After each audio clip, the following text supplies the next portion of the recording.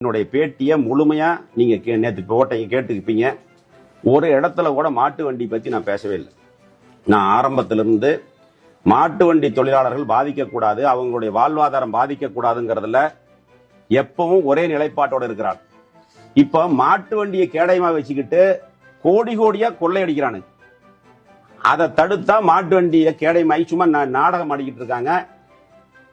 மாட்டு வண்டியில மணல் கிட்டாச்சி தள்ளி போடுவாங்களா, அந்த வீடியோ நேற்று நாங்க எடுத்த ட்ரோன் ஷாட். இதுல ஏதாவது ஒரு இடத்துல மாட்டு வண்டி இருக்கான்னு பாருங்க. ஆத்துக்குள்ள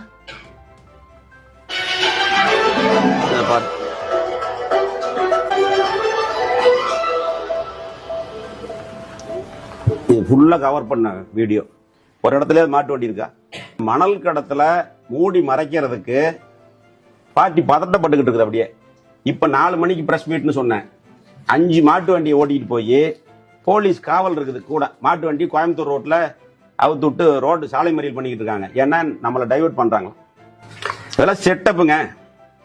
எப்படி 41 பேர் இறந்த அன்னைக்கு பார்ட்டி பதட்டப்பட்டுக்கிட்டு எல்லா வேலையும் பண்ணாங்களோ, 10 லட்ச ரூபா அறிவிச்சது, 1 மேன் கமிஷன் போட்டது, முதலமைச்சர் ஸ்பெஷல் விமானத்தில் வந்தது, துணை முதலமைச்சர் துபாயிலிருந்து பறந்து வந்தது, போஸ்ட்மார்டம் அவசர அவசரமா போஸ்ட்மார்டம் பண்ணினது, ஆம்புலன்ஸ்ல ஸ்டிக்கர் ஒட்டுனது, குடிநீர் பாட்டில் ஸ்டிக்கர் ஒட்டுனது, அது மாதிரி இன்னைக்கு நேத்துல இருந்து என்ன பண்றதுன்னு தெரியாம இதெல்லாம் மாட்டு வண்டி. இப்ப என்ன நினைக்கிறாங்கன்னா, அவங்க ஜாதி கலவரத்தை உருவாக்கலாமா அப்படின்னு ஒரு முயற்சி பண்ணாங்க. அது நடக்கல.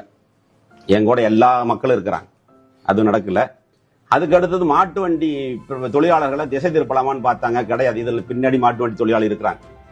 ஒரு காலத்திலையும் நான் அவங்களுக்கு எகைன்ஸ்டா போனது கிடையாது. இனிமேலும் மாட்டு வண்டி அல்றதுக்கு எங்களுக்கு எந்த விதமான ஆட்சேபனையும் கிடையாது. இனிமேலும் லாரி உள்ள போய் அள்ளுனா இன்னும் அதிகமான எங்களுடைய கட்சிக்காரங்க பொதுமக்களோடு வந்து நாங்க அதை தடுப்போம்.